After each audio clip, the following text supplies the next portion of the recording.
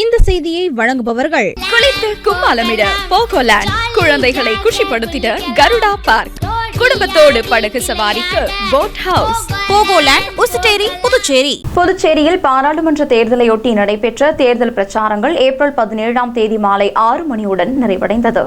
நாடு முழுவதும் பாராளுமன்ற தேர்தல் 7 கட்டமாக நடைபெறவுள்ளது. முதல் கட்டமாக 21 மாநிலங்களில் 102 தொகுதிகளில் தேர்தல் நடைபெறவுள்ளது. தமிழகம், புதுவையில் உள்ள 40 தொகுதிகளுக்கும் முதல் கட்டமாக ஒரே நாளில் தேர்தல் நடைபெறவுள்ளது. புதுவையில் வேட்புமனு தாக்கலுக்கு பிறகு பிரச்சாரம் சூடுபிடிக்க தொடங்கியது. புதுவை பாராளுமன்ற தொகுதியில் பாரதிய ஜனதா, காங்கிரஸ், அண்ணா திராவிட முன்னேற்றக் கழகம் உள்ளிட்ட 26 வேட்பாளர்கள் போட்டியிடுகின்றனர். ஆனாலும் பாரதிய ஜனதா வேட்பாளர் நமச்சிவாயம், காங்கிரஸ் வேட்பாளர் வைத்தியலிங்கம், அண்ணா திராவிட முன்னேற்ற கழக வேட்பாளர் தமிழ்வேந்தன் இடையே மும்முனை போட்டி உருவாகியுள்ளது. பாரதிய ஜனதா வேட்பாளர் நமச்சிவாயத்தை ஆதரித்து புதுவை மாநிலத்தின் 4 பிராந்தியங்களிலும் முதலமைச்சர் ரங்கசாமி பிரச்சாரத்தில் ஈடுபட்டார். இந்நிலையில் 3 கட்சியைச் சேர்ந்த வேட்பாளர்கள் தீவிர தேர்தல் பிரச்சாரத்தில் ஈடுபட்டனர். இந்நிலையில் ஏப்ரல் 17ஆம் தேதி மாலை 6 மணியுடன் தேர்தல் பிரச்சாரம் ஓய்ந்தது.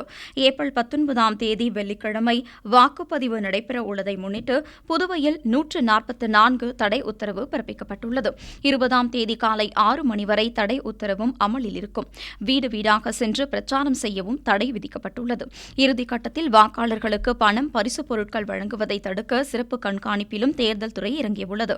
இதன் தொடர்ச்சியாக பரபரப்பாக நடைபெற்று வந்த தேர்தல் பிரச்சாரங்கள் ஏப்ரல் 17ஆம் தேதி மாலை 6 மணியுடன் ஓய்ந்த நிலையில் கட்சியின் வேட்பாளருக்கு ஆதரவாக 4 சக்கர வாகனங்களில் வாக்கு சேகரிப்பில் ஈடுபட்ட ஆதரவாளர்கள் மற்றும் கட்சியின் நிர்வாகிகள் வாக்கு சேகரிப்பின் போது 2 சக்கர வாகனங்களில் சாறை சாறையாக கலந்து கொண்ட தொண்டர்கள் தேர்தல் இறுதிக்கட்ட பிரச்சாரங்கள் ஓய்ந்ததையடுத்து தங்களின் இல்லங்களுக்கு திரும்பினர்.